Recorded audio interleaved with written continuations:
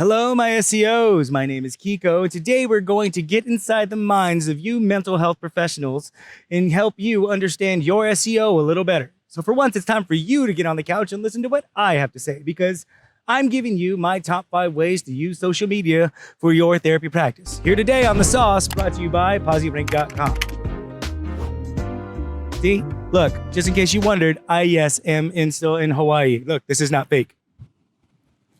Not a green screen, it's sand, okay? So now you understand it. Just in case you didn't know, in a survey in 2021 by the National Alliance on Mental Illness, they found that 59% of respondents had searched for mental health information on social media platforms. Yes, just like WebMD, everyone I know is turning to social media to diagnose themselves, even though it always seems to be cancer.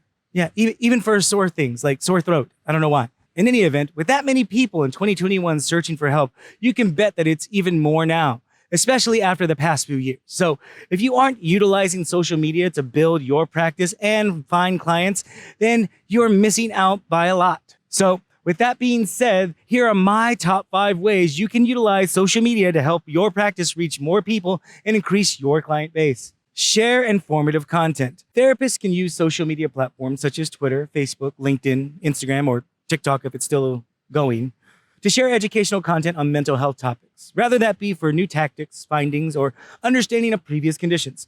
People are looking to understand and find the answer to their brain, and you have the answer. By posting regular updates on the latest research, tips for managing symptoms, or other helpful information, you can establish yourself as a trusted authority in your field.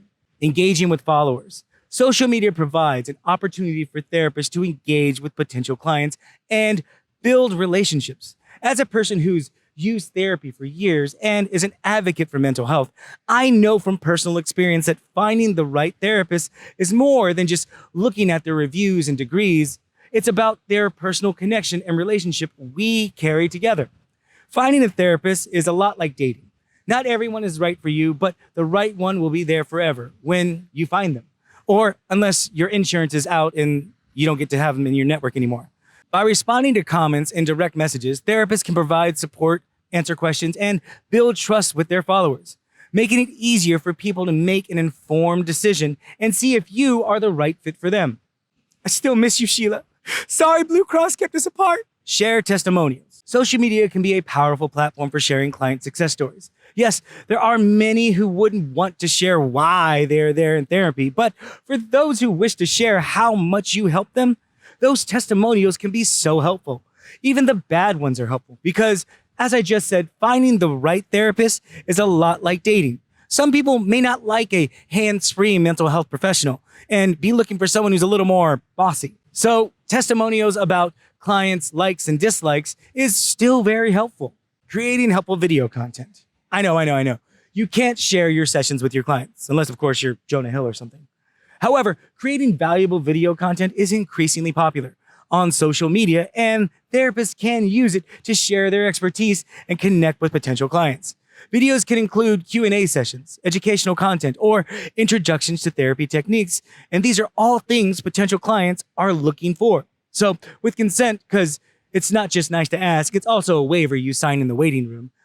Use the things you and your clients learn in your sessions, because your sessions are the biggest well of content you will ever have, and it happens every day.